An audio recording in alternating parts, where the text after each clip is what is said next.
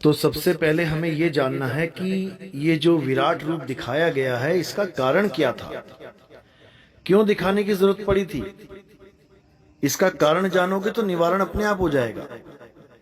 असल में जब अर्जुन ये कह के रुक गया कि मैं किसी को मार नहीं सकता, अपने भाइयों को, अपने चाचा को, अपने दादा को, अपने सगे संबंधियों को, वो भी केवल 5 गांव की जमीन के पीछे, इससे अच्छा तो हम किसी साधु संत या किसी त्यागी का जीवन जीकर इस दुनिया से चले जाएं, इस माया जाल से निकल जाएं।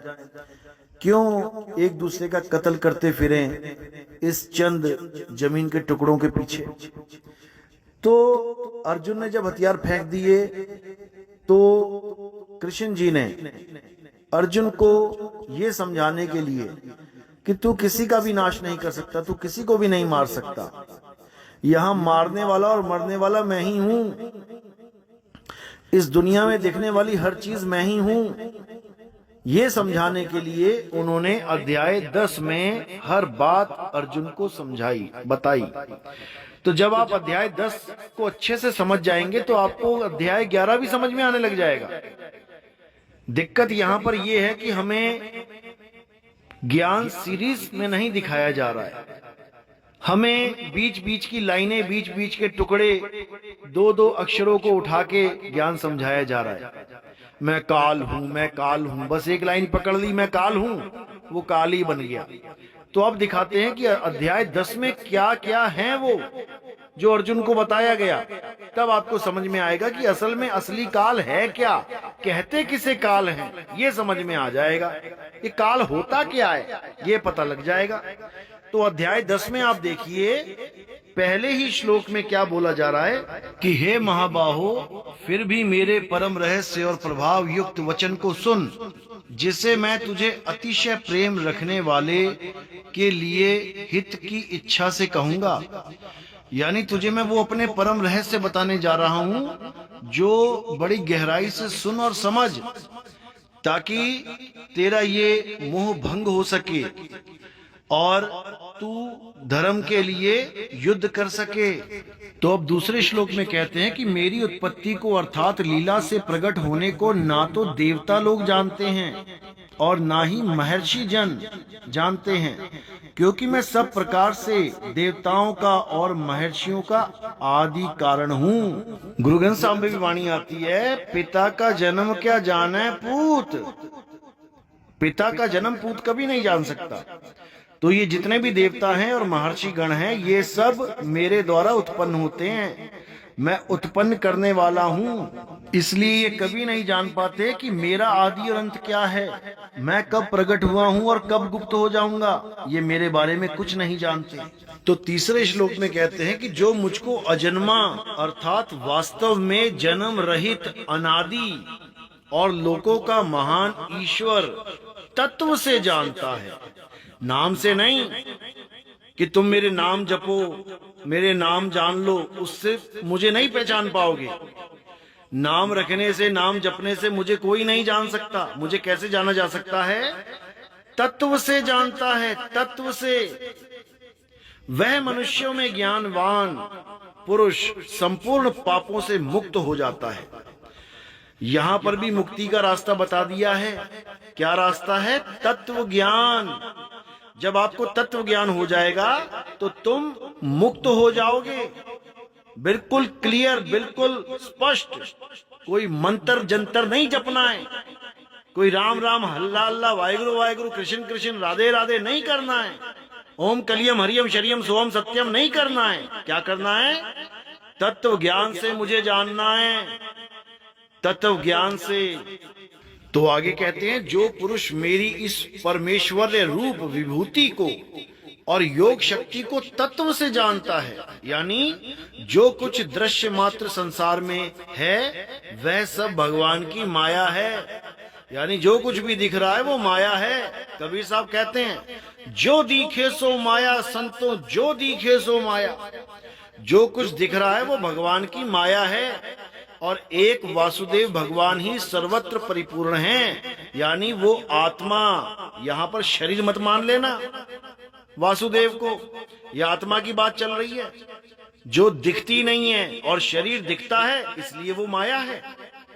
तो वासुदेव भगवान ही सर्वत्र परिपूर्ण है, यानी वो आत्मा ही है जो हर जगह विराजमान है। यानी तुम कहीं भी चले जाओ तुम्हें आत्मा वहीं मिलेगी, बिना आत्मा के तुम कहीं जा ही नहीं सकते। तो आत्मा के ज्ञान को यहाँ वासुदेव बोला गया है। वासुदेव, जो देव सब में वास कर रहा है वो वासुदेव है। यह जानना ही तत्व से जानना है, यानी उस आत्मा को पहचान जाना ही तत्व से जानना है। मंत्रों से नहीं पहचाना जा सकता कोई भी। कबीर साहब कहते हैं, राम कबीरा एक हैं, कहन सुनन में दो, दो करके वो जानते जिन्हें सतगुरु मिलाना हो।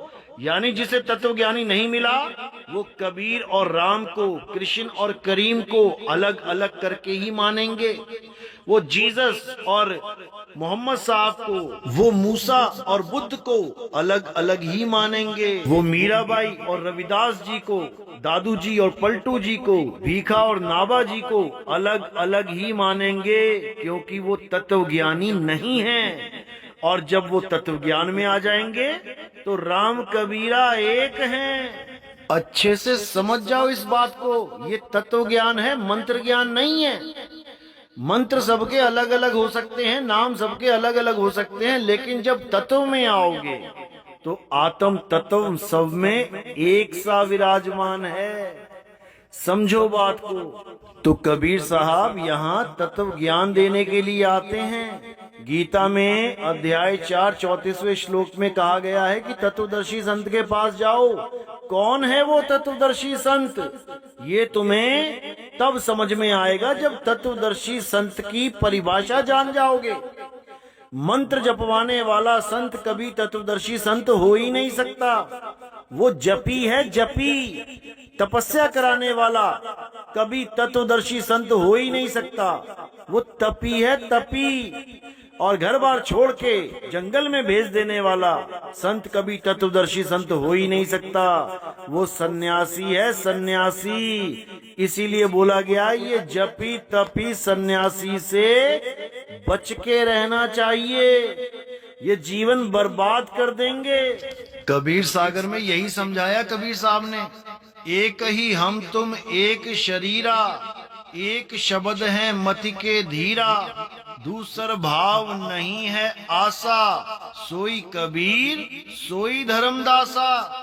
एक है रूप एक है अनुहारी, एक ही पुरुष सकल विस्तारी। आदि नाम में भाग सुनाओ, नाम गहे जब मुक्ति पाओ। जो कोई आदि नाम को चीन्हा, तासो काल भयो बलहीना। आदि नाम क्या है? जब ये सृष्टि भी नहीं बनी थी, यानी ये माया नहीं बनी थी, तब जो था उसे आदि कहते हैं। आदि, और आत्मा ही आदि है, आत्मा ही अनंत है, आत्मा ही अजर अमर अविनाशी है। और उस आत्मा का ज्ञान केवल आत्म ज्ञानी गुरुओं के द्वारा ही हो सकता है। ये ज्ञान जीव को दिया जाता है। इस ज्ञान को कौन प्राप्त करता है? जीव प्राप्त करता है। कौन सा ज्ञान प्राप्त करता है? आत्म ज्ञान प्राप्त करता है। इसी आत्मा में परमात्मा का वास है। इसीलिए बोला है, आत्म में राम, राम में आत्म, चीनस गुरमुख विचारे। लेकिन अज्ञानी जीव इस बात को नहीं समझ सकते। वो काया में ही उलझे रहते हैं कि अभी कृष्ण जी का रूप है, अभी विष्णु जी का रूप दिखा दिया, ये काल का रूप है, ये फलाने का रूप है, ढिकाने का रूप है। अरे सारे रूप एक ही हैं। तत्व ज्ञान से देखोगे सारे रूप एक ही पुरुष के हैं, और वो पुरुष अलख निरंजन है। उसका अपना कोई चेहरा नहीं है, और सारे चेहरे ही उसी के हैं। अभी आपको समझ में आएगा। आगे आगे देखिए होता है क्या।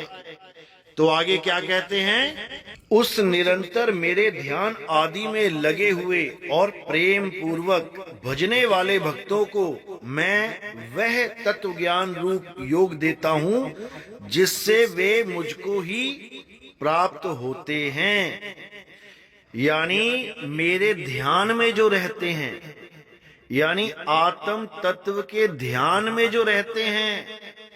कबीर साहब भी समझाते हैं, कहते हैं परम तत्व का ध्यान धर सोहम आपे आप। क्या सोहंग सोहंग जप रहा है? परम तत्व का ध्यान धर, तू खुद ही सोहम हो जाएगा। यानी जो तू सोहम, जैसा मैं वैसा तू, जैसा तू वैसे हम।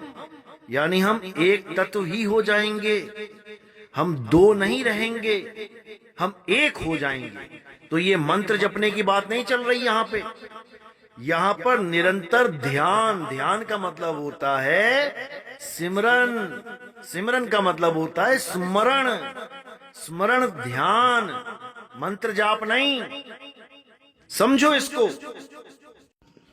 तो आगे समझाते हैं, हे अर्जुन, उनके ऊपर अनुग्रह करने के लिए उनके अंतःकरण में स्थित हुआ मैं स्वयं ही उनके अज्ञान जनित अंधकार को प्रकाशमय तत्व ज्ञान रूप दीप के द्वारा नष्ट कर देता हूं। तो यहां तत्वदर्शी कौन हुआ फिर?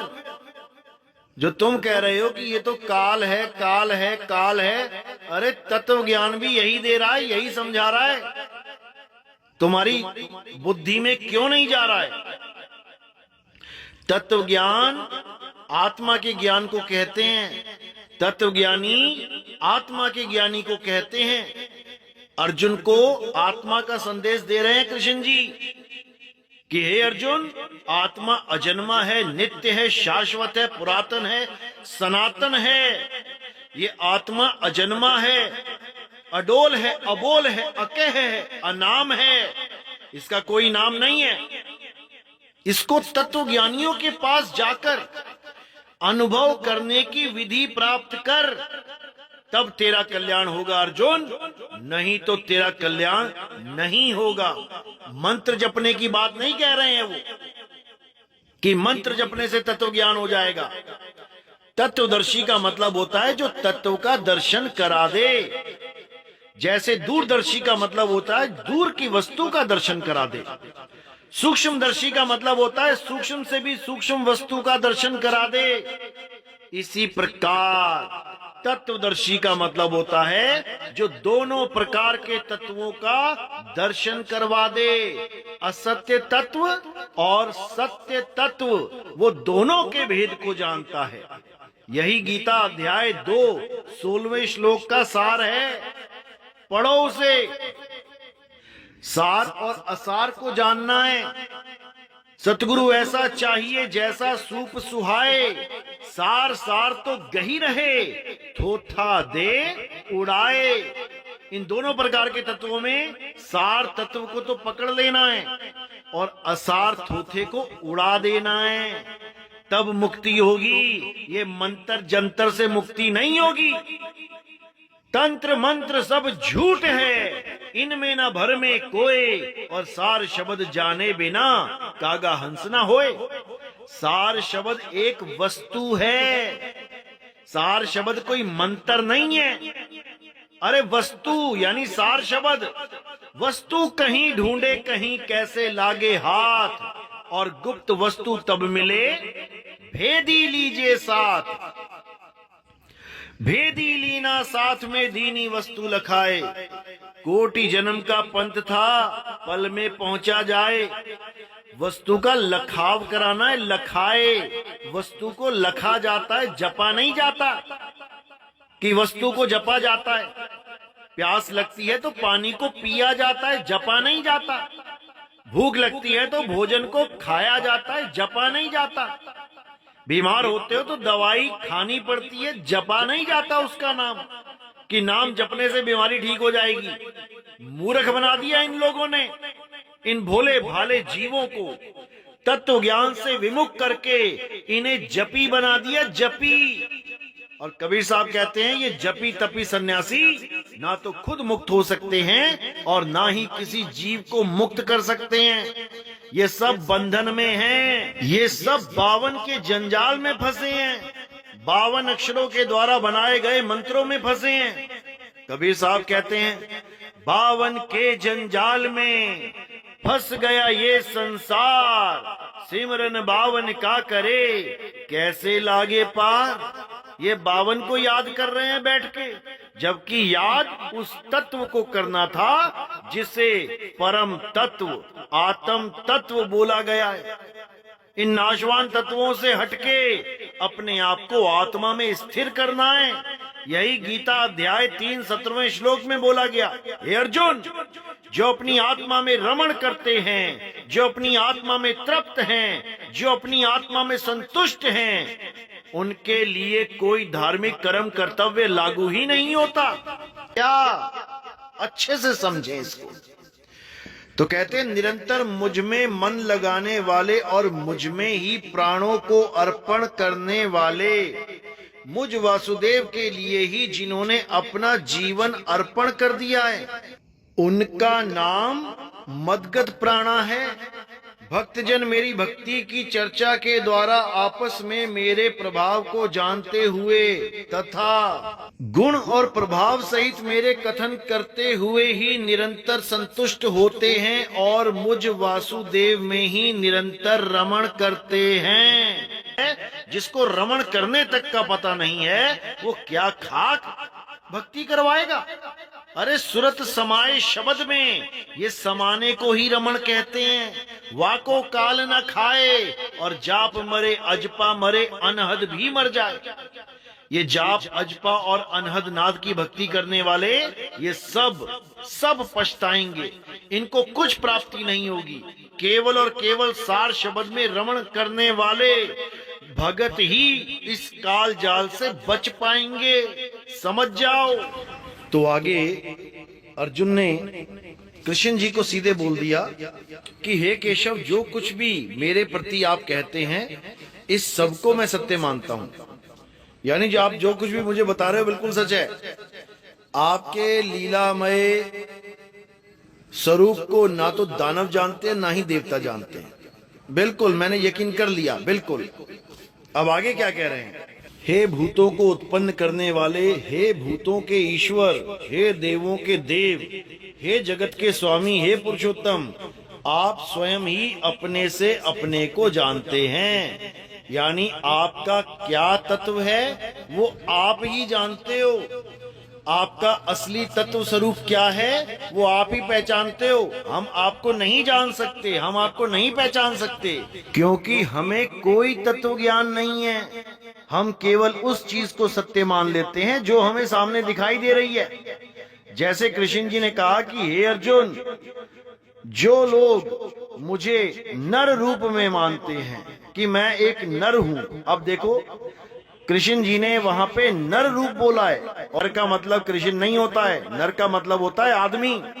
और उन लोगों को अज्ञानी बोला कृष्ण जी ने जो मुझे आदमी मानते हैं। मैं आदमी नहीं हूं, मैं नर नहीं हूं। नर और नारी तो 5 तत्व का मिश्रण है।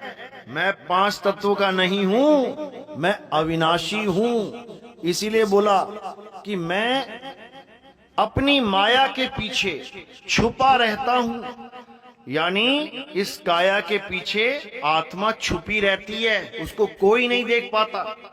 लेकिन इन अज्ञानियों ने अर्थ का अनर्थ कर दिया, उसको नर रूप का बता दिया कि वो कृष्ण है, क्योंकि ये लोग आत्मा के विषय में कुछ जानते ही नहीं है। जितनी बार गीता में ये बोला जा रहा है कि मैं जन्म मरण से रहित हूँ, जन्म मरण से रहित परमात्मा हूँ, ये लोग समझ ही नहीं पा रहे हैं कि वो बात किसकी कर रहे हैं, वो किस तत्व की बात कर रहे हैं। भाई ये इनके समझ में नहीं आ रही है।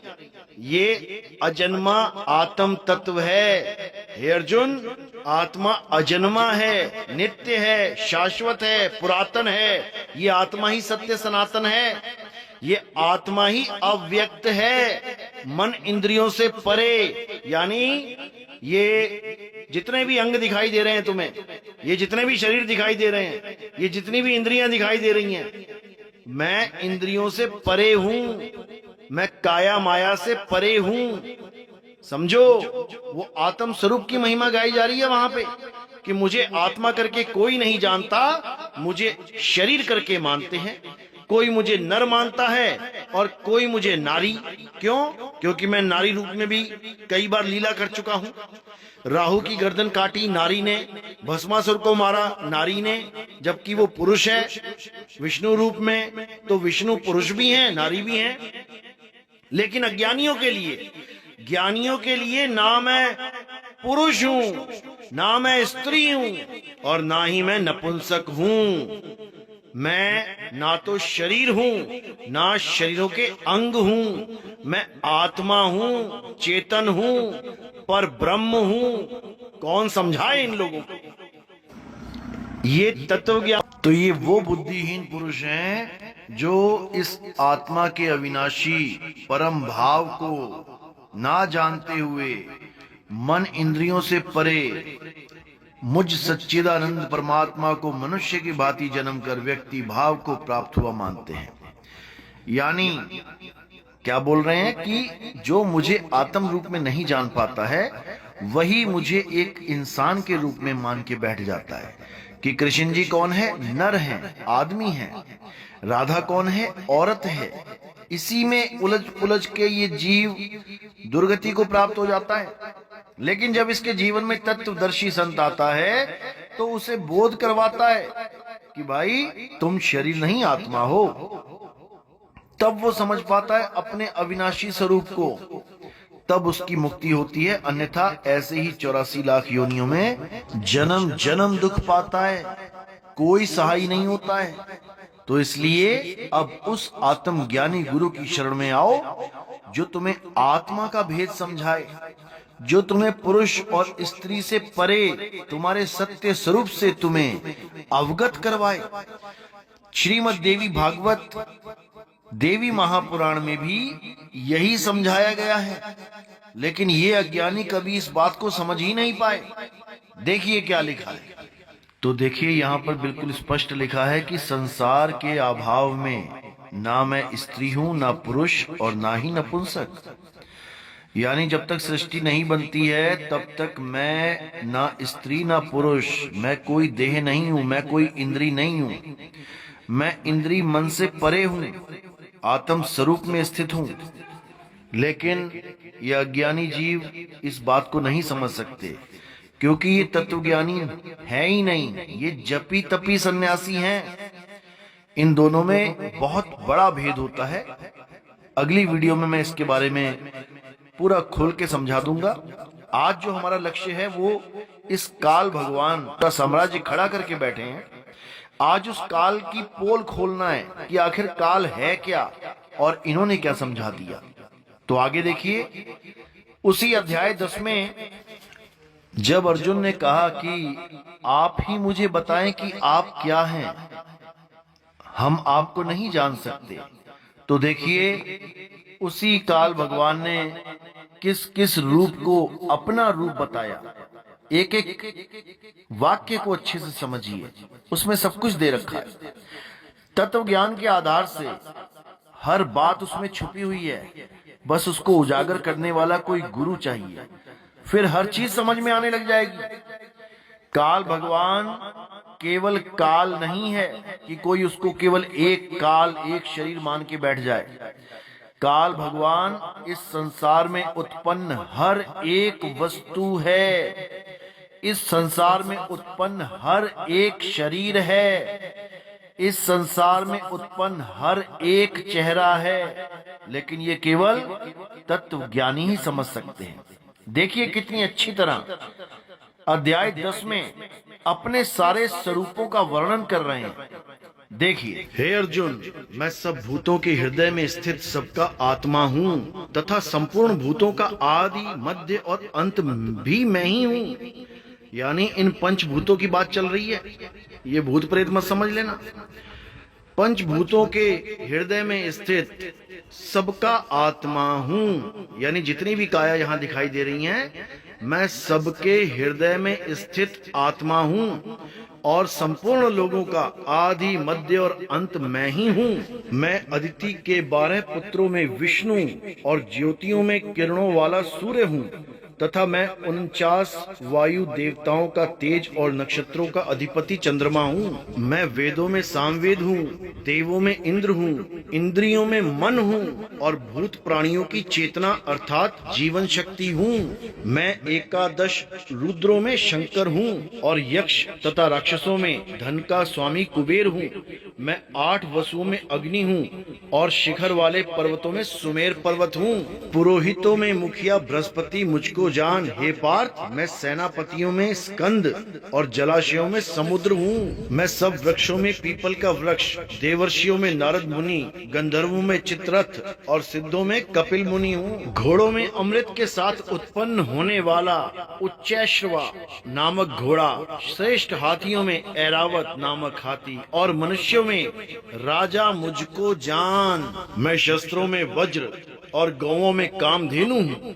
शास्त्रोक्त रीति से संतान की उत्पत्ति का हेतु कामदेव हूँ और सर्पों में सर्पराज वासुकी हूँ। मैं नागों में शेषनाग और जलचरों का अधिपति वरुण देवता हूँ और पितरों में आर्यमा नामक पितर तथा शासन करने वालों में यमराज मैं हूँ। मैं दैत्यों में प्रहलाद और गणना करने वालों का समय हूँ तथा पशुओं में मृगराज सिंह और पक्षियों में गरुड़ हूँ। मैं पवित्र करने वालों में वायु और शस्त्रधारियों में श्री राम हूँ तथा मछलियों में मगर हूँ और नदियों में श्री भागीरथ गंगा जी हूँ। हे अर्जुन, सृष्टियों का आदि और अंत तथा मध्य भी मैं ही हूँ। मैं विद्याओं में अध्यात्म विद्या अर्थात ब्रह्म विद्या और परस्पर विवाद करने वालों का तत्व निर्णय करने के लिए किया जाने वाला वाद हूँ। मैं अक्षरों में अकार हूँ और समासों में द्वंद्व नामक समास हूँ। अक्षय काल अर्थात काल का भी महाकाल तथा सब और मुख वाला विराट स्वरूप, सबका धारण पोषण करने वाला भी मैं ही हूँ। मैं सबका नाश करने वाला मृत्यु और उत्पन्न होने वालों का उत्पत्ति हेतु हूँ तथा स्त्रियों में कीर्ति, श्रीवाक, स्मृति, मेघा, धृति और क्षमा हूँ तथा गायन करने योग्य श्रुतियों में मैं बृहत साम और छंदों में गायत्री छंद हूँ तथा महीनों में मार्ग शीर्ष और ऋतुओं में मैं बसंत हूँ। मैं छल करने वालों में जुआ और प्रभावशाली पुरुषों का प्रभाव हूँ। मैं जीतने वालों का विजय हूँ, निश्चय करने वालों का निश्चय और सात्विक पुरुषों का सात्विक भाव हूँ। वृषणी वंशियों में मैं वासुदेव तेरा सखा, पांडवों में धनंजय अर्थात तू, मुनियों में वेद व्यास और कवियों में शुक्राचार्य कवि भी मैं ही हूँ। अब यहाँ पे कितना क्लियर कर दिया उन्होंने कि वृषणी वंशियों में मैं वासुदेवी हूँ और पांडवों में मैं अर्जुन भी हूँ। बताओ। और ये नकली तत्वज्ञानी केवल शरीरों को पकड़ के बैठे हैं। ये कृष्ण जी का विराट रूप था, ये काल भगवान का विराट रूप था, ये फलाने का विराट रूप था, ये ढिकाने का विराट रूप था। अरे विराट रूप का मतलब ही होता है सब कुछ एक हो जाना। विश्व रूप भी बोला गया उसको, यानी पूरे विश्व का रूप मेरा ही रूप है। मैं केवल कृष्ण नहीं हूँ, मैं केवल पांडवों में अर्जुन नहीं हूँ, मैं केवल ये नहीं हूँ, मैं केवल वो नहीं हूँ, मैं सब कुछ हूँ।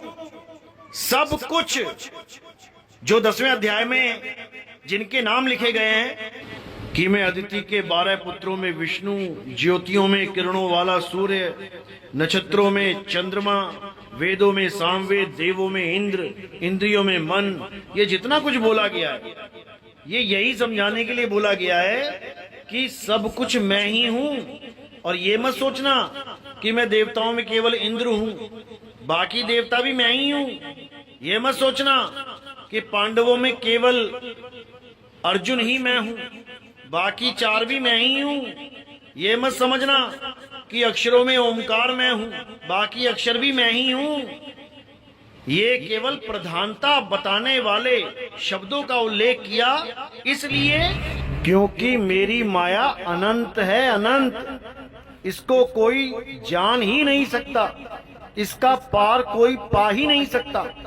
ये जो कुछ भी तुम्हें इस संसार में दिखाई दे रहा है ये सब मैं ही हूँ। क्योंकि अध्याय 10-19वें श्लोक में यही बताया कि मैं सब कुछ हूँ, लेकिन मैं तुम्हें प्रधानता में, यानी जो सबसे श्रेष्ठ रूप है मेरा, मैं उसके बारे में बताता हूँ। वैसे मेरे विस्तार का अंत नहीं है, लेकिन सबसे श्रेष्ठ मैं किस रूप में विराजमान हूं ये अध्याय 10 में विस्तार से बताया गया। लेकिन इन अज्ञानियों ने उसको समझा ही नहीं, इन अविवेकियों ने उसको जाना ही नहीं और काल को एक अलग ही पुरुष बना के बैठ गए।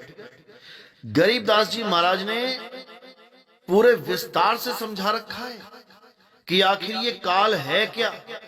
उन्होंने कहानी ज्ञान भी दिया और उन्होंने मूल ज्ञान भी समझाया। अज्ञानी जीव कहानी को पकड़ के बैठ गया, वो उस मूल भेद को जान ही नहीं पाया, वो समझ ही नहीं पाया कि संत उसको क्या बताना चाहते हैं। जैसे गीता में भी तत्व ज्ञान की कमी नहीं है, पूरा तत्व ज्ञान अच्छे से समझाया गया, लेकिन उसको केवल विवेकी हंस ही समझ पाए। बाकी जितने भी अज्ञानी थे वो उसको सुनकर भी ना समझ पाए, गीता को पढ़ के भी ना समझ पाए, तत्व ज्ञान को जान ही नहीं पाए। तो अब गीता का वो तत्व ज्ञान आपको समझाते हैं जिसको समझने में बड़े बड़े बाबा फेल हो जाते हैं, जिसको समझने में बड़े बड़े संत महात्मा फेल हो जाते हैं। लेकिन अगर परमात्मा की कृपा हो जाए तो हर जीव इस तत्व ज्ञान को बड़े आराम से समझ सकता है।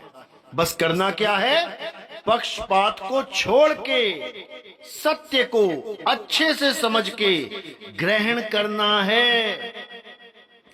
ये पक्षपात करना छोड़ दो, ये मेरा गुरु वो तेरा गुरु, मेरा गुरु जो बताएगा वो मानूंगा, तेरा गुरु बताएगा नहीं मानूंगा। अरे सबकी सुनो और सत्य को पकड़ो, चाहे वो किसी का भी गुरु क्यों ना बता रहा हो, तुम्हारा निशाना सत्य पे होना चाहिए। सत्य को जानो, आखिर सत्य है क्या, क्योंकि जहां पर सत्य है वहीं सत साहिब है। सत साहिब कभी झूठ के साथ नहीं खड़ा होता। इसीलिए बोला है कि जहां संत तहां परगट भयहूं और जहां असंत गुप्त तहां रहूं।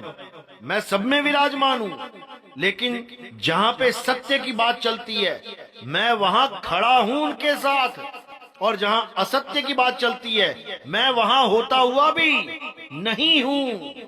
समझ जाओ मेरे भाइयों, समझ जाओ। तो इसी काल भगवान का भेद खोलते हुए गरीबदास जी महाराज ने भी अपने ग्रंथ में कलम तोड़ रखी है, लेकिन इन अज्ञानी जीवों को ये ज्ञान समझ में ही नहीं आ सकता। सारी उम्र गरीबदास जी महाराज का ग्रंथ पढ़ते पढ़ते जीवन निकाल दिया, लेकिन ये गरीबदास जी की एक भी बात को समझ ही नहीं पाए। गरीबदास जी ने काल भगवान के बारे में बहुत कुछ बोला और काल है क्या इसको भी खोला, लेकिन इन लोगों ने काल काल तो पकड़ लिया लेकिन उसके भेद को ना समझ पाए। नाम तो पकड़ लिया लेकिन उसका भेद बिल्कुल नहीं समझ पाए, बल्कि इस काल के नाम से लोगों को डरा डरा के इन्होंने बड़े बड़े आश्रम बना लिए, बड़े बड़े नोट इकट्ठे कर लिए, बड़े बड़े इन्होंने पाठ करवा दिए कि तुम काल से बच जाओगे, पाठ कर लो, पाठ कर लो। 1-1 लाख रुपए का पाठ करवा दिया इन लोगों ने। काल के नाम पे अपनी सोने की लंका बना ली इन लोगों ने, लेकिन ये काल को जान ही नहीं पाए। आज आपको समझा दिया जाएगा कि आखिर काल है क्या, काल का स्वरूप है क्या, काल क्या कोई एक आदमी है या सब कुछ काल ही है। एक एक बात को समझा के इस भ्रम को तोड़ दिया जाएगा कि काल नाम का कोई शख्स है जो आके आपको खाएगा। अरे वो खा ही रहा है, लेकिन तुम उसको समझ नहीं पा रहे हो, तुम उसको जान नहीं पा रहे हो। तुम्हारी आंखों के सामने काल खड़ा है लेकिन तुम उसे पहचान नहीं पा रहे हो, इसीलिए बार बार उस काल के जाल में फंस जाते हो। लेकिन आज काल के बारे में एक एक बात को खोल दिया जाएगा, एक एक रहस्य उजागर कर दिया जाएगा। इस काल की पोल पट्टी आज नितिन दास खोल के रहेगा। समझो इस बात को और समझो इस काल को। तो गरीबदास जी महाराज क्या कहते हैं, आइए वाणी में देखते हैं। गरीब काल काल सबको कहे, काल ना चीने कोय, उपजी बाजी काल है, समझत ना ही लोए।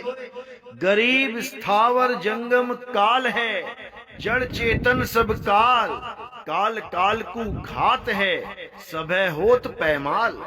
यानी गरीब क्या बोल रहे हैं कि ये काल काल तो सब कर रहे हैं। आज कबीर पंथी भी काल काल करके बात करते हैं कि काल खा जाएगा, काल खा जाएगा, भक्ति कर लो। गरीबदास जी महाराज के पंथ में भी काल काल बोल रहे हैं। ये हंस मुनि भी काल काल करके सबको डरा रहा है, सबको परेशान कर रहा है। जबकि गरीबदास जी क्या कहते हैं, ये काल कौन है, उपजी बाजी काल है। ये उपजी बाजी क्या है, यही काल है। समझत ना ही लोए, ये कोई नहीं समझता। उपजी बाजी का मतलब क्या है, इस संसार में जो भी चीज उपज गई है, जो भी चीज पैदा हो गई है, वो काल ही है, वो काल ही है। जो कुछ भी तुम्हें नजर आ रहा है, जो इस संसार में पैदा हुआ है, वो काल ही है, वो काल का ही रूप है। तो कह रहे हैं गरीब स्थावर जंगम काल है, जड़ चेतन सब काल, काल काल को खात है, सबे होत पैमाल। अब कितना स्पष्ट बता दिया कि ये काल ही काल को खा रहा है। अब काल काल को खाए तो काल मर क्यों ना जाए। जब खाई गया काल को काल तो मर जाए काल, लेकिन नहीं, काल काल को खात है। यानी काल ही काल को खा के खत्म कर रहा है और काल ही काल को पैदा भी कर रहा है, क्योंकि उपजी बाजी काल है। उपजी बाजी में ये पैदा करता है और जब विनाश की लीला करनी होती है तब उसी काल को ये खत्म कर देता है। ये बहुत शातिर है, ये बहुत शातिर है। इसको समझना बच्चों का खेल नहीं है। लेकिन आज नितिन दास सबको समझा देगा, अच्छे से बता देगा कि ये काल है क्या। तो गरीबदास जी महाराज कहते हैं, सात समुंदर काल है, व्योम धरणी सब द्वीप, स्वाति बूंद भी काल है, मोती काल है सीप। गरीब 1,84 काल है, उत्पत आवे जाए, आवन जान से रहित हैं, जिसको काल न खाए। अब इन मोटी बुद्धि लोगों के इतनी सी बात समझ में नहीं आ रही और सारी उम्र हो गई गरीबदास जी की बाणी पढ़ते पढ़ते। गरीबदास पंथ में ये लोग गरीबदास की बाणी पढ़ते पढ़ते बूढ़े हो गए, लेकिन ये आज तक इस बाणी का भेद नहीं समझ पाए और बन गए ये जगत गुरु। अरे ठगत गुरु हैं ये लोग, ठगत गुरु। तो क्या कहते हैं, गरीब 7 समुंदर काल है। ये जो 7 समुंदर तुम्हें दिखाई दे रहे हैं ये काल है। व्योम धरण सब काल, ये धरती आसमान सब काल है। स्वाति बूंद भी काल है, मोती काल है स्वीप। तो कह रहे हैं ये स्वाति यानी बारिश की बूंदे भी काल हैं, मोती भी काल है। ये 1,84 काल है, क्योंकि सारी 84 में जितनी भी योनियां हैं ये उपजती हैं और बिनसती हैं। उपजने और बिनसने वाला काल ही है। 1,84 काल है, उत्पत्ति आवे जाए, आवे यानी जन्मे और जावे यानी बिनसे। ये उपजने वाले और बिनसने वाले ये सब काल ही हैं। आवन जावन से रहित है, जिसको काल न खाए। बस ये आत्मा जो आने जाने से रहित है, इसको काल नहीं खा सकता। इसीलिए अगर जीव इस आत्मा का ज्ञान प्राप्त कर ले, आत्म ज्ञान प्राप्त कर ले, तो इसको काल नहीं खा सकता। ये अपने शब्द स्वरूप को जान ले तो इसको काल नहीं खा सकता। इसी को साहिब समझा रहे हैं कि हम हैं शब्द शब्द हम माही, हमसे भिन्न और कछु नाही। शब्द न बिन से बिन से देही, कहें कबीर हम शब्द सने ही। ये इनकी समझ में नहीं आएगा। ये काल के ही पुजारी हैं, काल को ही पूजेंगे। ये शरीरों के पुजारी हैं, शरीरों को ही पूजेंगे। इनको आत्मा का ज्ञान समझ में ही नहीं आ सकता। इसलिए मेरे भाइयों, गरीबदास जी महाराज ने जो समझाया है अच्छी तरह समझना है। तो आगे क्या कहती है वाणी? तो कहते हैं, गरीब कच्छ मच्छ कुरम्ब लग, धौल धरणी आकाश, 5 तत्व गुण 3 लग, सबे काल का बास।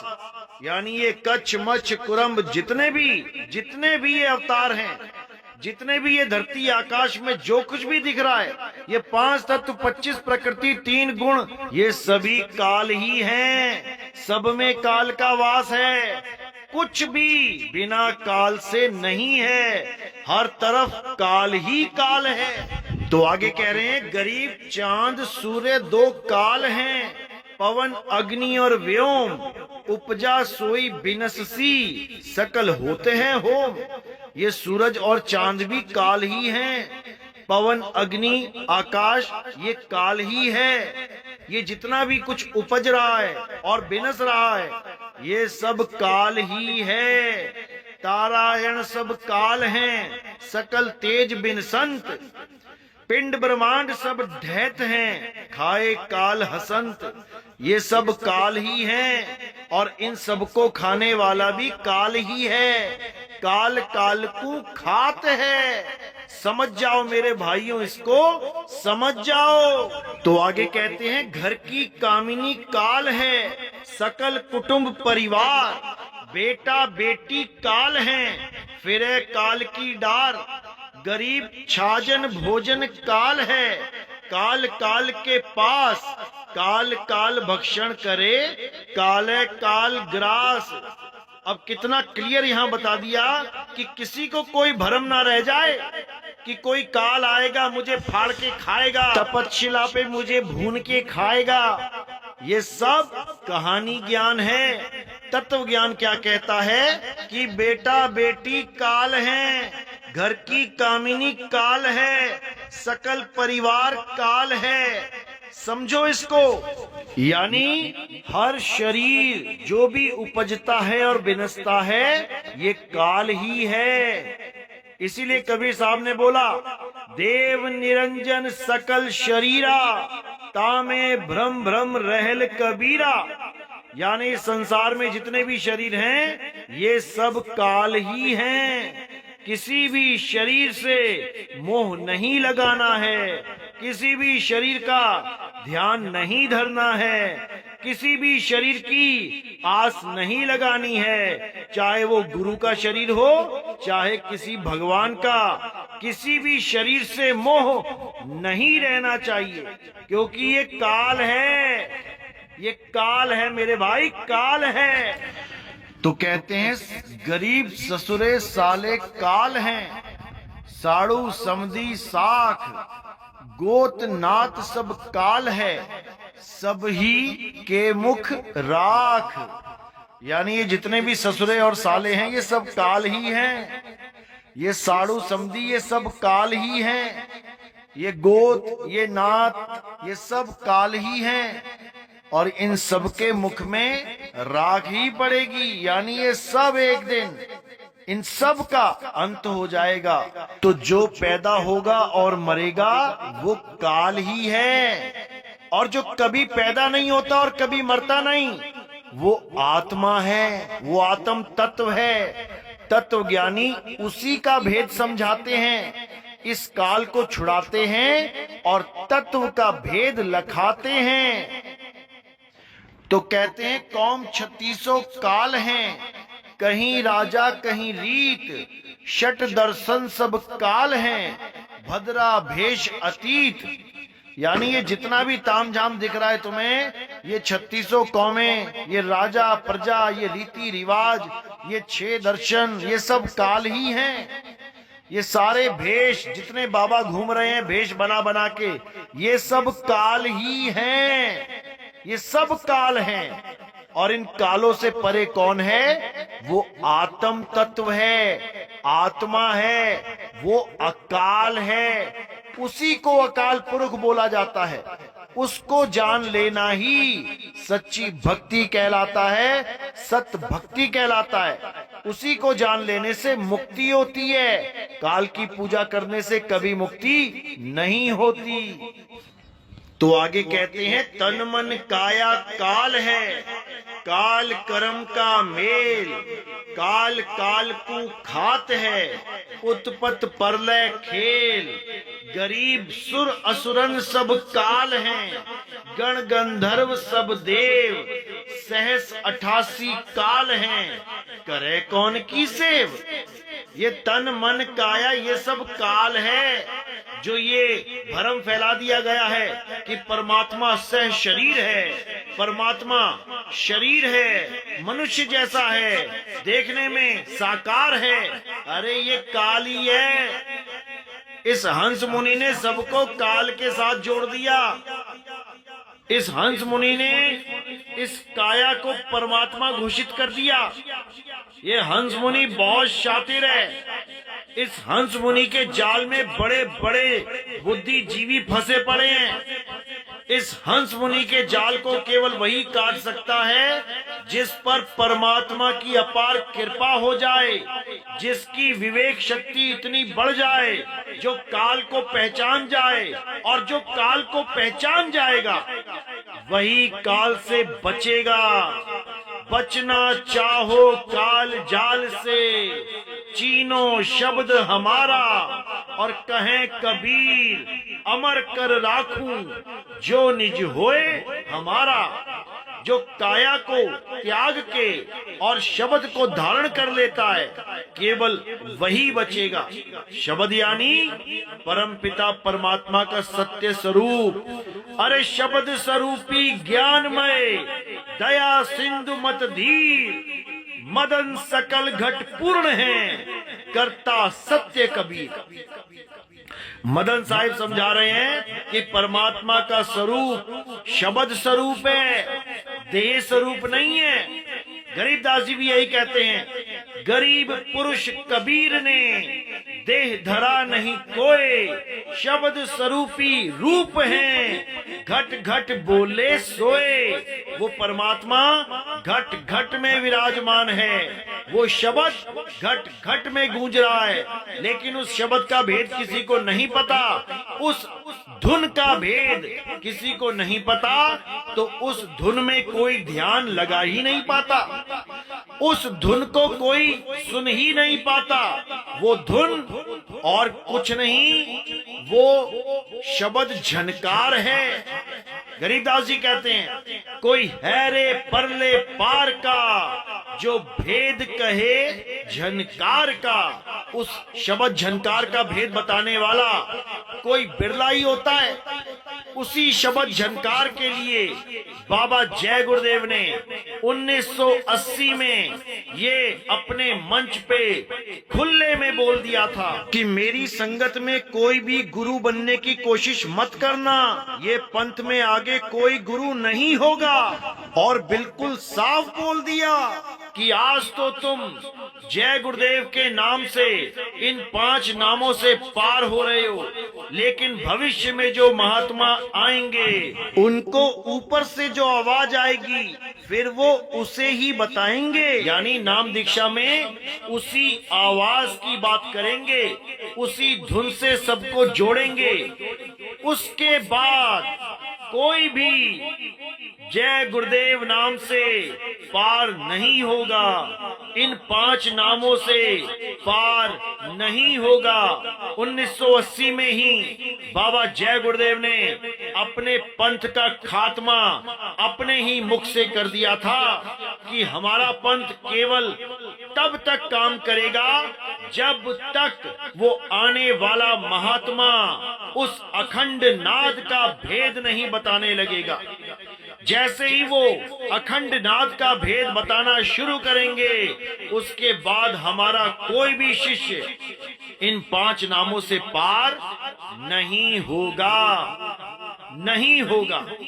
हालांकि 5 नामों से पहले भी पार नहीं होते थे, लेकिन अगर बाबा जय गुरुदेव उस समय ये बोल देते कि इन 5 नामों से तुम पार नहीं होगे, तो सारी संगत तितर बितर हो जाती, सब किसी और गुरु की शरण में चले जाते, वो बाबा जय गुरुदेव के पास नहीं टिकते, तो उनको आज ये बाबा जय गुरुदेव की भविष्यवाणी पे भरोसा भी ना होता। इसलिए बाबा जय गुरुदेव ने संगत को इकट्ठा रखा और आने वाले महात्मा के बारे में भरपूर ज्ञान दिया। तो इसी को समझाते हुए, इसी को बताते हुए, उस शब्द का भेद समझाते हुए गरीबदास जी क्या कहते हैं, अपनी आंखों से देखिए। जहां कोटिक विष्णु खड़े कर जोरे, कोटिक शंभु माथा मोरे, जहां शंखो ब्रह्मा वेद उचारी, कोटि कन्हैया रास बिचारी, बाजे अधुर मधुर धुन बाजे, जहां अविगत अदली तख्त विराजे। कहते हैं करोड़ों विष्णु, करोड़ों ब्रह्मा जी, करोड़ों शंकर जी जहां पर हाथ जोड़ के खड़े हो जाते हैं, वो ऐसी आनंदमय धुन है, वो ऐसी मधुर धुन है जिसको सुन के सब जीवों का कल्याण हो जाता है। इसी को बाबा नानक नाम कहते हैं। नाम, तेरा एक नाम तारे संसार, ये एक नाम और कोई नहीं, इस शब्द धुन को ही कहते हैं। शब्द गुरु सुरत धुन चेला। तो ये जो धुन है, यही वो तत्व है जिसको प्राप्त करने से जीवन मृत्यु से छुटकारा मिल जाता है, और जो देह है उसे प्राप्त करने से ये जीव बंधन में आता है। तो इस देह को त्यागना है और विदेह हो जाना है, उस नाम को जानना है जो 52 अक्षरों से परे है, जो 34 अक्षरों से परे है। 34 अक्षर का यही विशेषा, सहस्त्र नाम इस ही में देखा। ये 34 अक्षरों से सारे नाम बन जाते हैं, 52 अक्षरों से सारे नाम बन जाते हैं। इन्हें त्यागना है और उस विदेह नाम को जानना है, जिसे कबीर साहब कहते हैं, नाम नाम सब कोई कहे, शब्द शब्द सब कोई कहे, वह तो शब्द विदेह और जीबा पे आवे नहीं, निरख परख कर ले। वो नाम जीभ पे नहीं आता, वो नाम बोलने लिखने पढ़ने में नहीं आता, वो नाम सत्य स्वरूप है, शब्द स्वरूप है, और ये देह, ये पंच भौतिक शरीर है। इसको त्यागना है और सत्य स्वरूप को प्राप्त करना है। तो ये काल क्या है, अब आपको समझ में आ जाना चाहिए कि काया ही काल है। इस काया को त्याग के हमें आत्म स्वरूप में आना है, आत्मा को जानना है, तभी कल्याण होगा। और कौन जानेगा आत्मा को? ये जीव जानेगा। बहुबंधन में बांधिया एक बेचारा जीव, केवल छूटे आपने जो न छुड़ाए पीव। ये पीव ही आत्मदेव है और इस जीव को ज्ञान यही पीव देते हैं। तो अब 11वें अध्याय के इस काल को भी देख लेते हैं, जिसका नाम लेके ये हंस मुनि लोगों को मूर्ख बनाता है। कहता है कि काल ने कभी किसी को दर्शन ही नहीं दिए, केवल अर्जुन को दर्शन दिए। तो आज इसके इस अज्ञान का खेल खत्म कर देंगे। मेरे भाइयों, पूरा विवेक लगा के एक एक श्लोक पे गहन विचार करके इस तत्व ज्ञान को समझना है। अज्ञान को त्याग के सत्य को स्वीकार करना है, तभी मेरे भाई इस जन्म मरण का रोग खत्म होगा। इन अधूरे गुरुओं के चक्कर में अगर तुम अपना जीवन बर्बाद कर बैठे तो वापस 84 में ही जाना पड़ेगा।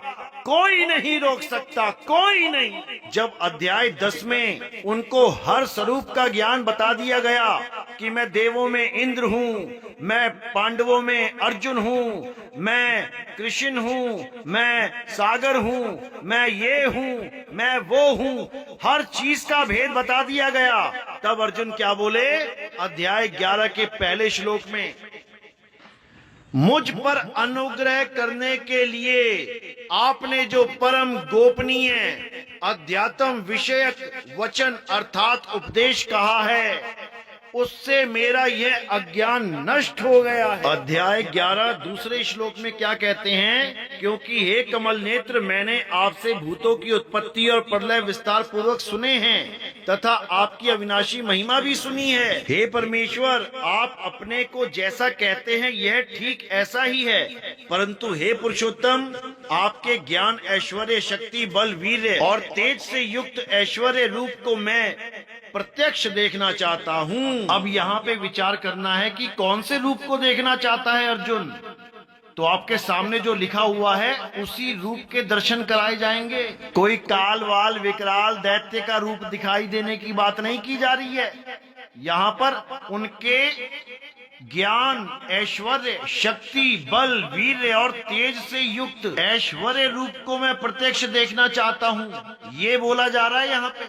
मैं आपका काल रूप देखना चाहता हूँ, ये नहीं बोला जा रहा है।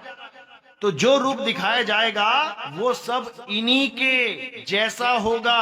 उसमें बल भी होगा, ज्ञान भी होगा, ऐश्वर्य भी होगा, शक्ति भी होगी, तेज भी होगा, सब कुछ होगा। उसी को काल का रूप बोला गया है। कोई अलग से कोई काल का रूप नहीं दिखाया जाएगा।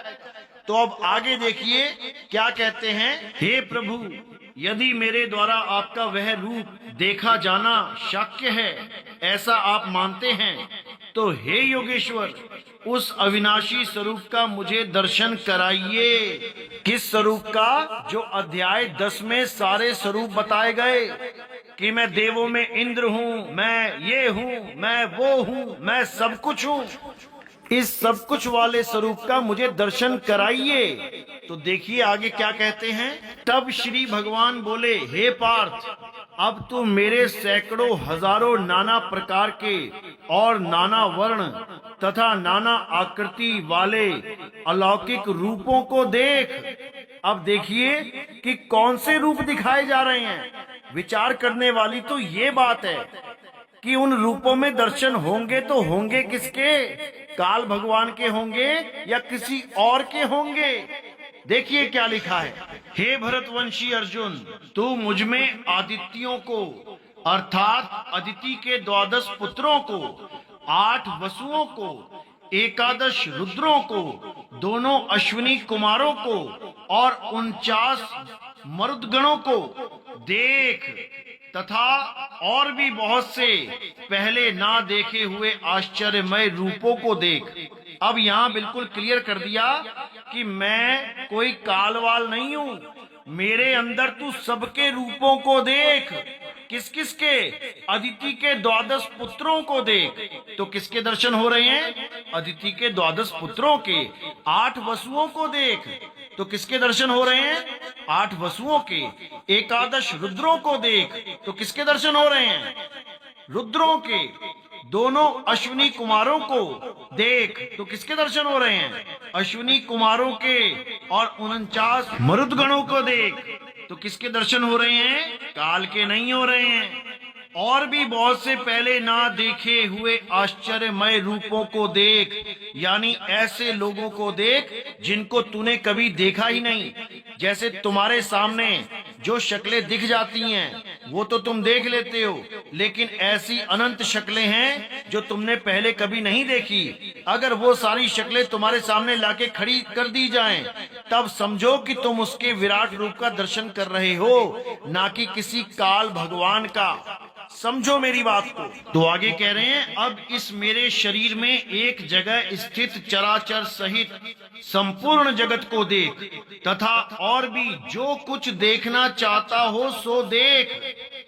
अब अगर काल भगवान ने अपना रूप दिखाना होता तो ये कभी नहीं कहता अर्जुन से कि तू जो देखना चाहता है वो देख, क्योंकि काल भगवान का कोई ना कोई तो अपना रूप होगा। वो ऐसा तो नहीं कि जो देखना चाहता है वो देख ले, वो मैं ही हूं। मेरे भाई ऐसा ही है, जो दिखे सो माया, जो दिखे सो काल। जो भी तुम देखना चाहते हो ये काल वही चीज दिखा देता है। समझो, जो भी तुम देखना चाहते हो। रामपाल जी के शिष्य रामपाल जी को देखना चाहते हैं तो अंत समय में वो रामपाल जी का शरीर उसकी शक्ल लेके सामने खड़ा हो जाएगा। राधा स्वामी बाबा का चेला राधा स्वामी बाबा को देखना चाहता है अंत समय में, ये राधा स्वामी बाबा के शरीर को, उसकी शक्ल को सामने लाके खड़ा कर देगा। बाबा जय गुरुदेव का चेला बाबा जय गुरुदेव को देखना चाहता है, ये बाबा जय गुरुदेव के शरीर और उसकी शक्ल को लाके सामने खड़ा कर देगा।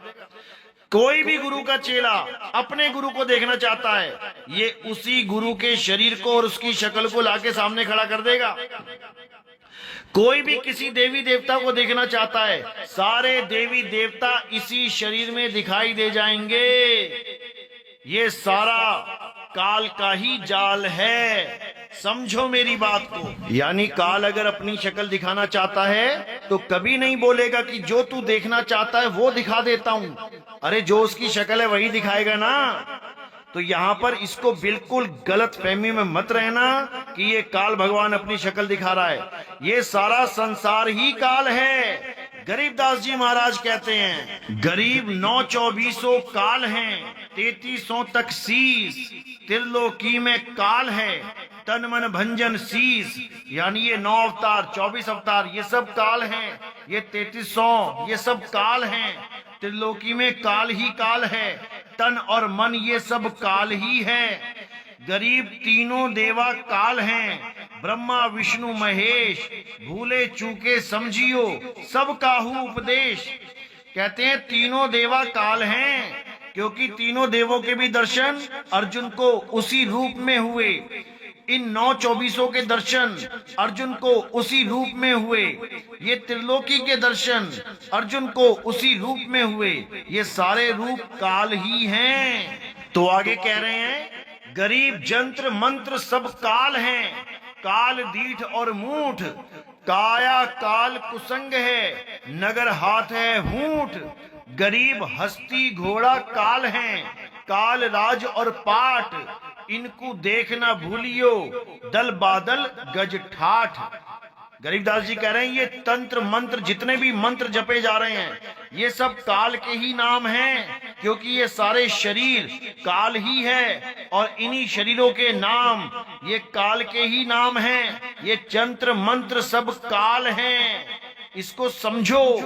अगर राम जी के शरीर को पूज रहे हो तो राम मंत्र जपोगे, कृष्ण जी के शरीर को पूज रहे हो कृष्ण कृष्ण जपोगे, राधा जी के शरीर में आस्था हो गई है राधा राधा जपोगे, और कबीर के नाम से प्रेम हो गया है, कबीर के शरीर से आस्था जुड़ गई है तो सत कबीर जपोगे।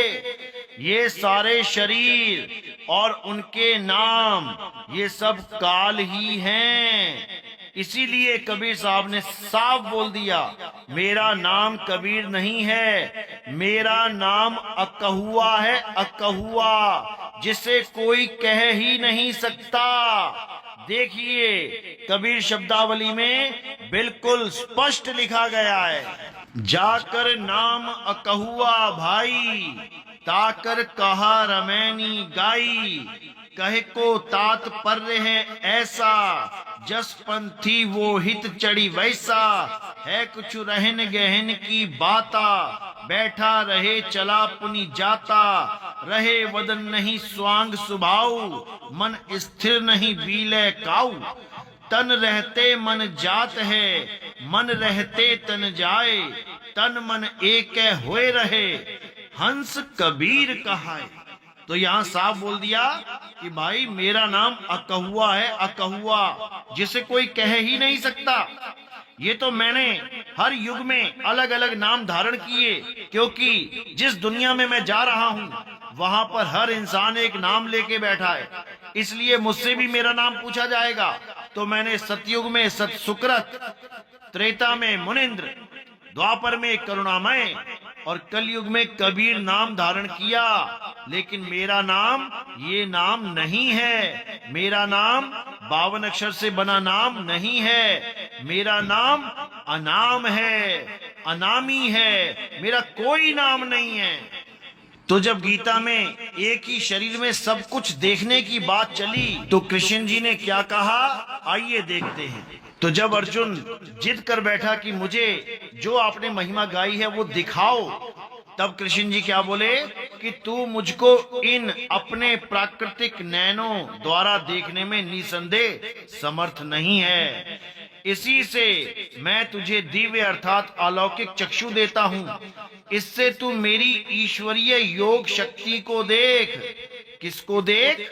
मेरी योग शक्ति को, ना कि मेरे चेहरे को देख, मेरी शक्ल को देख, मेरी योग शक्ति को देख। सारा जगत मेरी योग शक्ति ही है। ये सूरज, चांद, सितारे, धरती, आकाश, पाताल, ये सारे इंसान, जानवर, ये सब मेरी योग शक्ति ही है। समझो इस बात को। तो संजय बोले, हे राजन, महायोगेश्वर और सब पापों के नाश करने वाले भगवान ने इस प्रकार कहकर उसके पश्चात अर्जुन को परम ऐश्वर्य युक्त दिव्य स्वरूप दिखलाया। तो अर्जुन को क्या दिखाई दिया? आइए देखते हैं। अनेक मुख और नेत्रों से युक्त, अनेक अद्भुत दर्शनों वाले, बहुत से दिव्य भूषणों से युक्त और बहुत से दिव्य शस्त्रों को धारण किए और दिव्य गंध का सारे शरीर में लेप किए हुए, सब प्रकार के आश्चर्यों से युक्त, सीमा रहित और सब और मुख किए हुए विराट स्वरूप परम देव परमेश्वर को अर्जुन ने देखा। तो क्या देखा? ये सब देखा जो लिखा हुआ है, ना कि कोई काल देखा। अब आगे देखो क्या कहते हैं। आकाश में 1000 सूर्यों के एक साथ उदय होने से उत्पन्न जो प्रकाश हो, वह भी उस विश्व रूप परमात्मा के प्रकाश के सदृश कदाचित ही हो। यानी इतना प्रकाश आ गया वहां पे कि हजारों सूर्य का प्रकाश एक साथ हो जाए, वो भी फीका पड़ जाए। पांडुपुत्र अर्जुन ने उस समय अनेक प्रकार से विभक्त अर्थात पृथक पृथक संपूर्ण जगत को, काल को नहीं, जगत को, इस संसार को देखा। काल भगवान की शक्ल नहीं, पूरे संसार को देखा। तो कहते संपूर्ण जगत को, देवों के देव श्री कृष्ण भगवान के उस शरीर में एक जगह स्थित देखा। यानी जो उसके सामने खड़ा था उसमें पूरे संसार को देख लिया। तो 14वें श्लोक में क्या बताया गया? उसके अनंतर आश्चर्य से चकित और पुलकित शरीर अर्जुन प्रकाशमय विश्व रूप परमात्मा को, काल परमात्मा को नहीं, कोई आदमी के रूप का परमात्मा नहीं, विश्व रूप, यानी पूरा विश्व ही दिखाई दे रहा था अर्जुन को। ये नदियां, ये नाले, ये पेड़, ये पौधे, ये पर्वत, ये हवा, ये सब कुछ जो भी इस संसार में है, उस विश्व रूप के अर्जुन दर्शन कर रहा है, काल भगवान के नहीं। तो कहते हैं विश्व रूप परमात्मा को श्रद्धा भक्ति सहित सिर से प्रणाम करके हाथ जोड़कर बोले।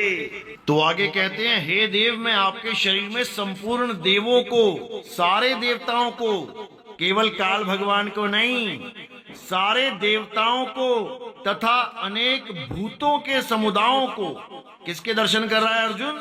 भूतों के, काल भगवान के नहीं।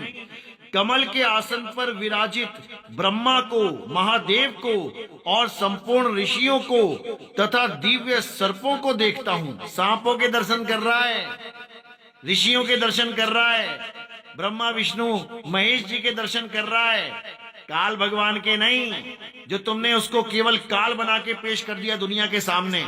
तुम्हें पता ही नहीं है काल होता क्या है। नितिन दास बताएगा काल किसे कहते हैं। ये देव निरंजन सकल शरीरा, ये सारे शरीर काल ही हैं। जितने भी शरीर अर्जुन देख रहा है वो सब काल ही हैं। उसके बाद जो चतुर्भुज रूप दिखाया वो भी काल ही है, क्योंकि सारे शरीर ही काल हैं। समझो। तो 16वें श्लोक में कहते हैं, हे संपूर्ण विश्व के स्वामी, आपको अनेक भुजा, पेट, मुख और नेत्रों से युक्त तथा सब ओर से अनंत रूपों वाला देखता हूँ। हे विश्व रूप, मैं आपके न अंत को देखता हूँ, न मध्य को और न आदि को ही। तो क्या काल भगवान ऐसा था जिसका कोई आदि और अंत नहीं था? अरे अंडे में से पैदा हुआ है, आदि और अंत कैसे नहीं होगा उसका? एक अंडे में से पैदा होने वाला काल क्या आदि और अंत से रहित हो सकता है? अरे मूर्खों, समझ जाओ, ये उस काल की बात हो रही है जो अनंत है। ये माया और मन अनंत हैं, ये माया अनंत है। ये उस काल की बात नहीं हो रही है जो अंडे से निकाल के ले आए तुम सतलोक में से।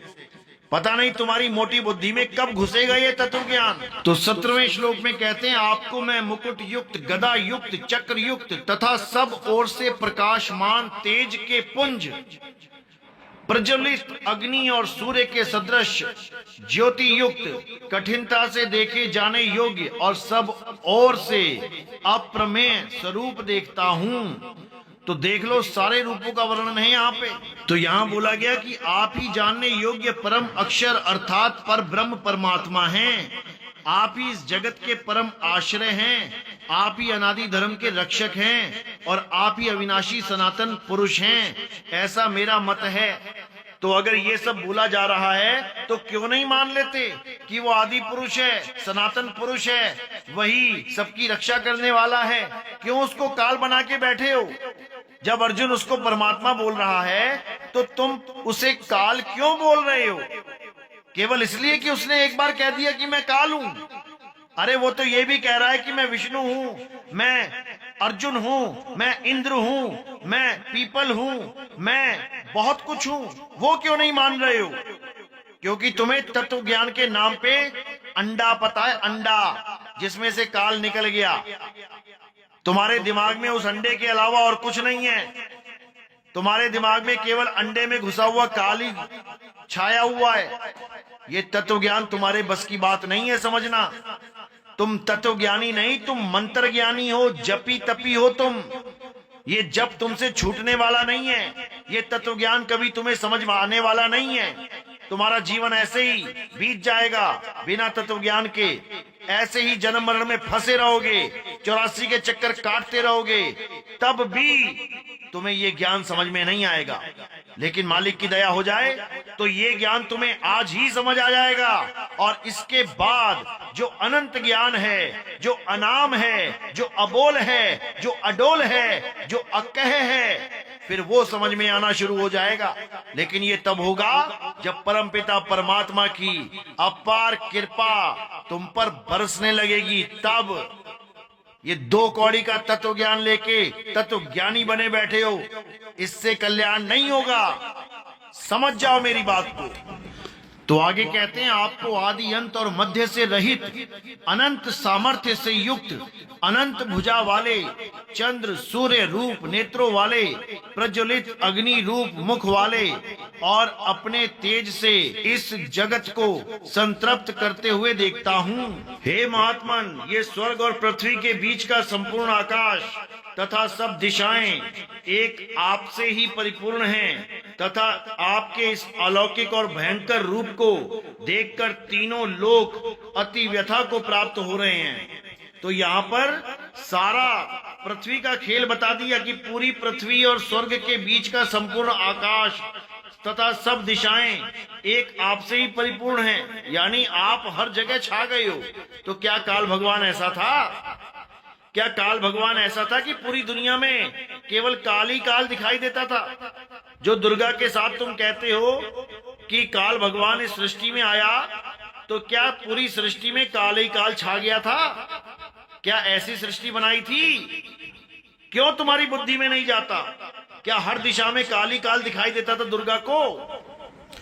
तो आगे कहते हैं, वे ही देवताओं के समूह आप में प्रवेश करते हैं और कुछ भयभीत होकर हाथ जोड़े आपके नाम और गुणों का उच्चारण करते हैं तथा महर्षि और सिद्धों के समुदाय कल्याण हो ऐसा कहकर उत्तम उत्तम स्तोत्रों द्वारा आपकी स्तुति करते हैं। किसकी? जो सामने रूप दिखाई दे रहा है उसकी। और ये नकली तत्वज्ञानी समझता है कि उसने किसी को दर्शन ही नहीं दिए, काल ने किसी को दर्शन ही नहीं दिए, अर्जुन को ही दर्शन दिए।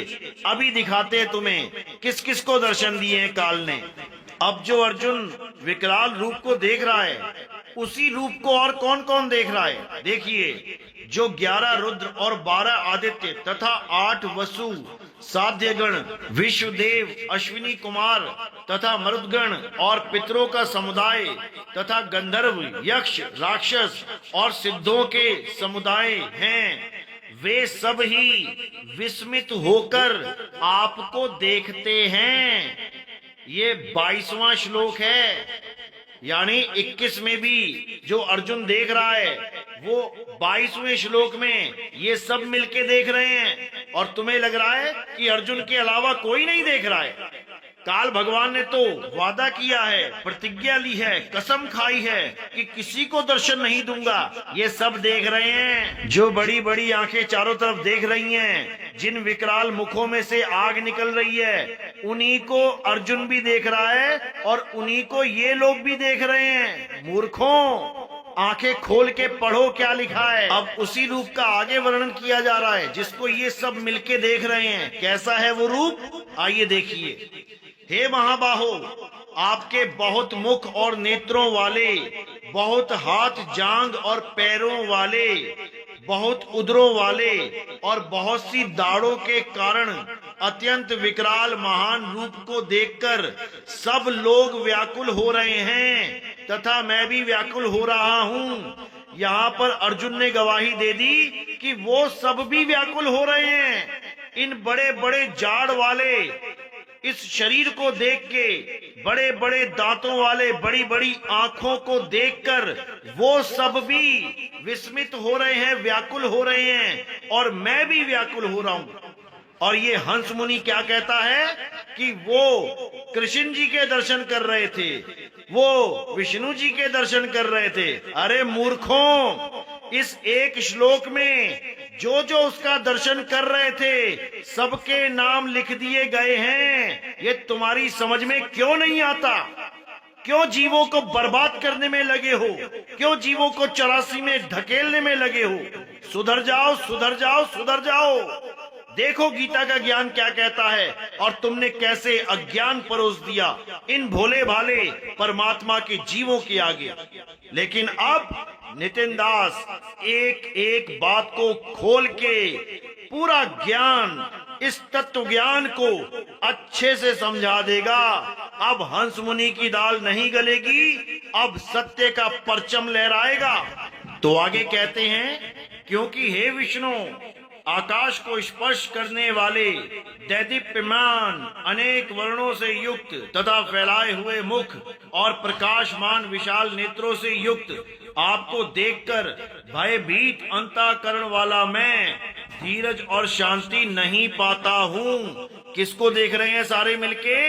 उसको देख रहे हैं जिसको देखने के बाद सबकी हालत खराब है। अर्जुन भयभीत हो चुका है। ये किसी कृष्ण या विष्णु जी का शरीर नहीं देख रहे हैं, ये वो विराट रूप देख रहे हैं जिसको ये हंस मुनि कहता है कि वो काल कभी किसी को दर्शन नहीं देगा। ये प्रतिज्ञा की हुई है, केवल अर्जुन को दर्शन देगा। सबको दे रहा है दर्शन। आंखें खोल के पढ़ो, हंस मुनि के चेलों, आंखें खोल के पढ़ो।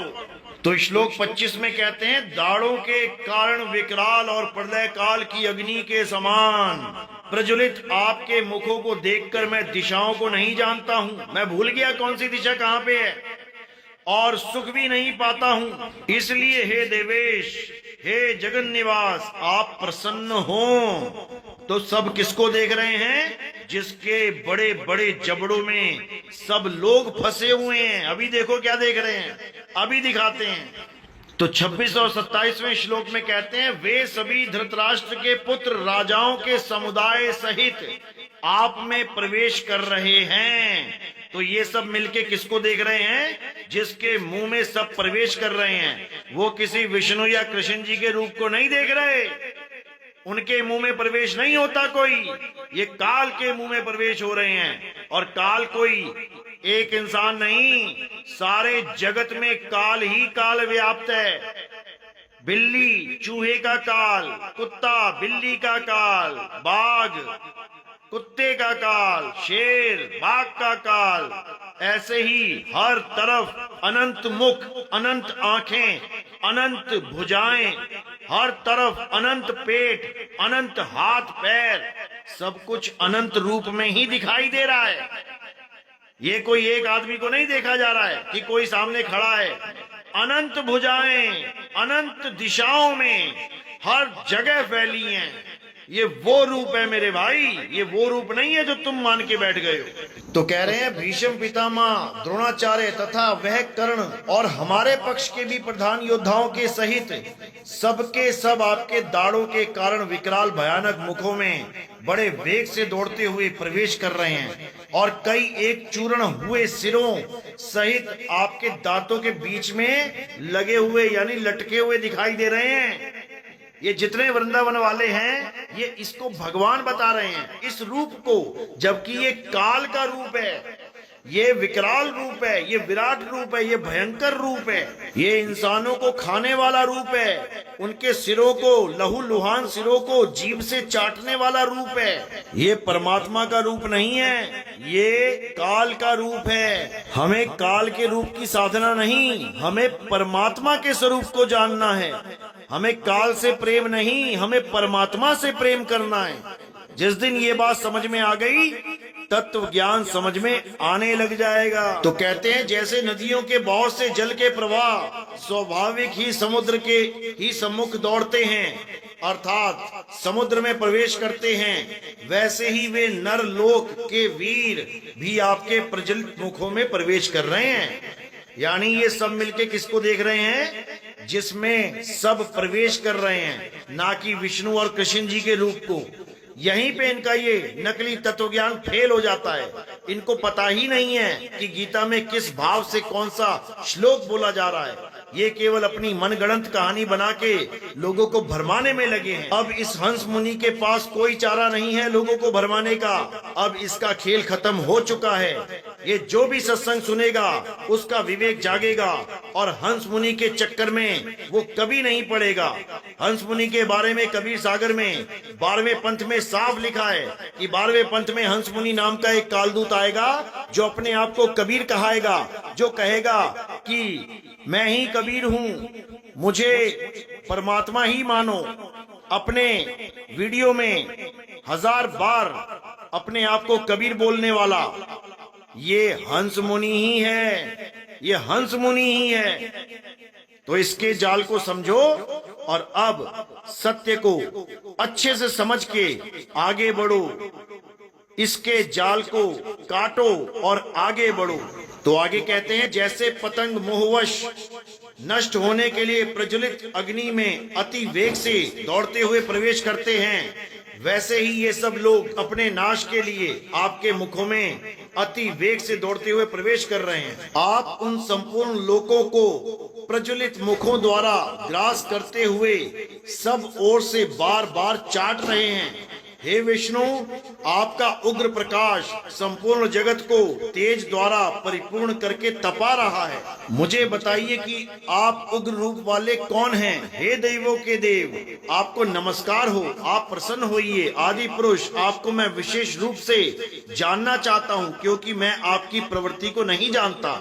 यानी अर्जुन सबको उन्हीं में देखता है, पूरे संसार को उसमें देख रहा है, उसी में अस्त्र शस्त्र देख रहा है, उसी में सुगंधे देख रहा है, उसी में पेड़ पौधों को देख रहा है, उसी में नदी नालों को देख रहा है, उसी में पर्वत को देख रहा है, उसी में सब नागों को देख रहा है, उसी में देवी देवताओं को देख रहा है, उसमें भूत प्रेतों पिशाचों को देख रहा है, उसमें सब कुछ देख रहा है।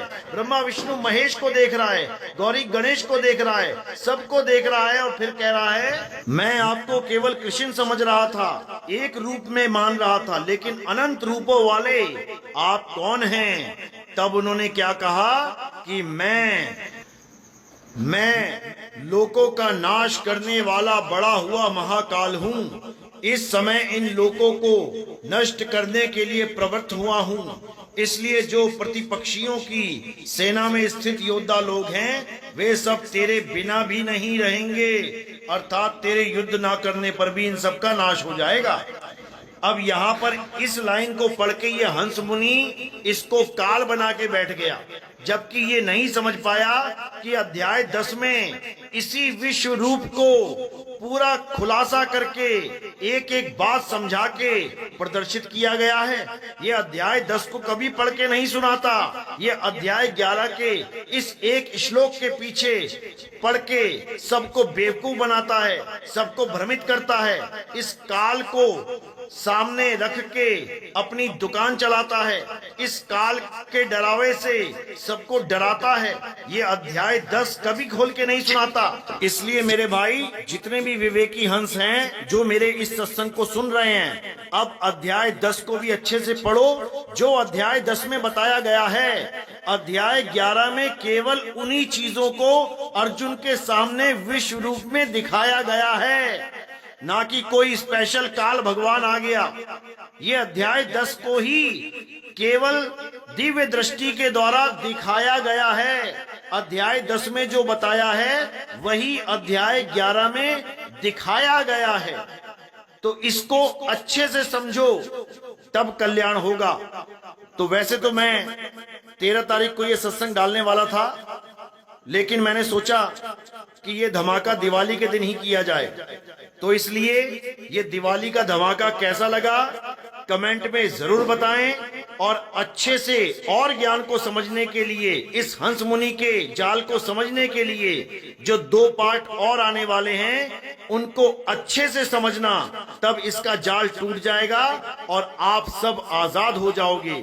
ये 12वें पंथ का हंस मुनि अब और जाल नहीं बुन सकता। इसका खेल खत्म होने का समय आ गया है, इसके अज्ञान का खत्म होने का समय आ गया है, मूल ज्ञान का झंडा पूरे विश्व में फहराने का समय आ गया है मेरे भाइयों, आ गया है।